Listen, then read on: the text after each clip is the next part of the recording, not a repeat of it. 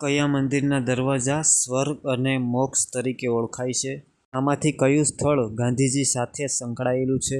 તો મિત્રો, આજે હું આવા મજેદાર પ્રશ્ન તમારા માટે લઈને આવ્યો છું. મિત્રો, હું છું પરમાર દીપક અને તમે જોઈ રહ્યા છો Deepak GK Gujarati YouTube channel. Guys, અમારી ચેનલને સબસ્ક્રાઈબ કરવાનું ના ભૂલતા.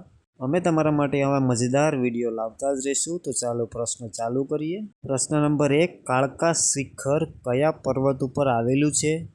તો મિત્રો, આના ઓપ્શન છે: એ ગિરનાર, બી પાવાગઢ, સી આબુ, ડી બરડો. તો મિત્રો, આ પ્રશ્નનો સાચો જવાબ છે એ ગિરનાર. પ્રશ્ન નંબર 2, સોમનાથમાં સંગમ થતી 3 નદીઓમાં કોનો સમાવેશ થતો નથી? મતલબ મિત્રો, આ 4 નદીમાંથી કઈ એક નદી એવી છે જેનો સંગમ ત્રિવેણી સંગમમાં થતો નથી? તો ઓપ્શન છે: A Kapila, B Hiran, C Saraswati, D ઓઝન. તો મિત્રો, આનો સાચો જવાબ છે ડી ઓઝન. મિત્રો, ઓઝન નદી ત્રિવેણી સંગમમાં એક સાથે મળતી નથી.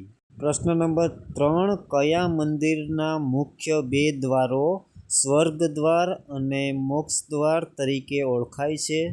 તો મિત્રો, આના ઓપ્શન છે: એ ડાકોર, બી સોમનાથ, સી શામળિયાજી અને ડી દ્વારકા. તો મિત્રો, આનો સાચો જવાબ છે ડી દ્વારકા. તો મિત્રો, અમારી આ ચેનલને સબસ્ક્રાઈબ કરવાનું ના ભૂલતા. પ્રશ્ન નંબર 4, કયું સ્થળ ગાંધીજી સાથે સંકળાયેલું નથી? ઓપ્શન છે: એ અક્ષરધામ, બી કોચરા ગામ, સી હૃદયકુંજ, ડી ગુજરાત વિદ્યાપીઠ.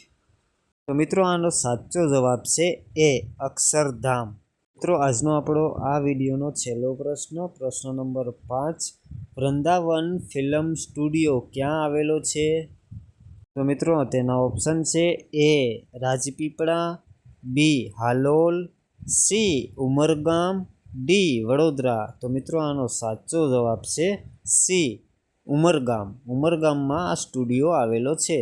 તો ચાલો મિત્રો, આજનો આપણો આ વિડીયો અહીંયા પૂરો કરીએ છીએ. મળશું તમને બીજા વિડીયોમાં. ત્યાં સુધી જય ભારત, જય હિન્દ અને 15મી ઓગસ્ટની તમને બધાને હાર્દિક શુભકામનાઓ.